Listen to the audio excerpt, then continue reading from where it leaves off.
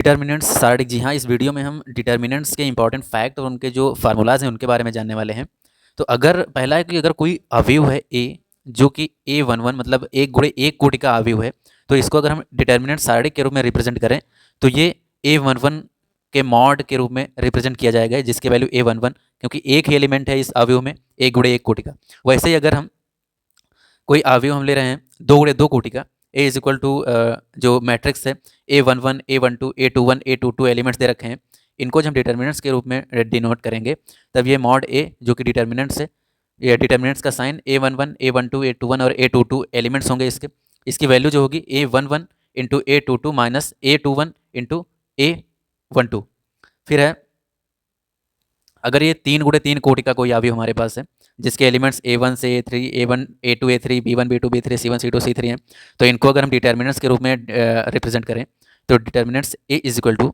Determinants का sign और वो सारे एलिमेंट्स, इसकी वैल्यू हो जाएगी जो A11 वाला एलिमेंट्स है वो इंटू जो उसके अलावा जो भी सीरीज़ और कॉलम के डिटर्मिनेंट्स बना वो सब डिटर्मिनेंट्स, तो A1 into determinants of B1 B2 C2 B2 B3 C2 C3 minus B1 determinants A2 C2 A3 C3 plus C1 into determinants A2 A3 B2 B3। तो ये है कि अगर मैट्रिक्स हमारे पास एक कोटि का दे रखा है एक गुणे एक का, या फिर दो गुणे दो के ऑर्डर का, या तीन गुणे तीन का, तो हम उनको कैसे रिप्रेजेंट करेंगे डिटर्मिनेंट्स के फॉर्म में। अगला है अगर कोई त्रिभुज दे रखा है जिसके शीर्ष हैं x1 x1 y1 x2 y2 x3 y3, तब उस त्रिभुज का जो क्षेत्रफल होगा तो उस त्रिभुज का क्षेत्रफल हो जाएगा 1/2 गुणे जो उन सारे एलिमेंट्स हैं x1 x2 x3 y1 y2 y3, और एक कॉलम जो होगा एक का होगा एक एक एक, इसकी जो वैल्यू होगी 1/2 गुणे determinants of x1 x2 x3 y1 y2 y3 and 1 1 1, इनकी जो वैल्यू आएगी मल्टीप्लिकेशन करके वो हो जाएगा इस त्रिभुज का क्षेत्रफल जिसके शीर्ष हैं x1 y1 x2 y2 और x3 y3। ऐसे ही अगर कोई अवयव A जिसके सारडिक के अवयव Aij हैं, जैसे यहाँ पर हमने देखा था कि A11 A21 A31, तो ऐसे ही अगर कोई अवयव मैट्रिक्स दे रखा है A जिसके अवयव Aij और उसका उपसारडिक Mij,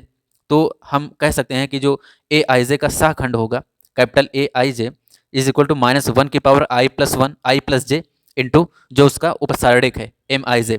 तो जो Aij एक अवयव है Aij, इसका शाखंड क्या हो जाएगा, इसका शाखंड होगा -1 की पावर i प्लस जे, किस पोजीशन पर वो एलिमेंट है, और उसका उपसारडिक Mij। ऐसे ही अगर कोई अवयव दे रखा है जिसके element A11 A12 A13 A21 A22 A23 A31 A32 A33 है, तो उसका जो शाखंडज होगा तो वो हो जाएगा capital A11 capital A12 capital A13, जहाँ पर ये क्या है, ये उस पोजीशन वाला जो एलिमेंट्स है उसके शाखंड हैं। वहीं पर इनको हम जो इनकी प्रॉपर्टीज़ हैं उसको हम देख सकते हैं कि अगर A को मल्टीप्लाई करते हैं उसके शाखंड,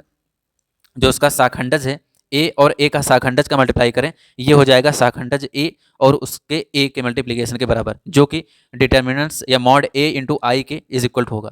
जहाँ पर A क्या है n कोटि का एक वर्ग अवयव, मतलब अगर कोई एक वर्ग अवयव है n कोटि का तो उसका मल्टीप्लाई कर दें उसके शाखंडज के साथ, या फिर उसके शाखंडज के साथ उसका मल्टीप्लाई करें, ये दोनों बराबर होंगे मॉड A और I के गुणनफल के। तो ये कुछ सारडिक के इंपॉर्टेंट फार्मूला और उनके कैसे हम मैट्रिक्स से रिप्रेजेंट करेंगे उसके डिटर्मिनेंट्स को, उसके सारडिक को।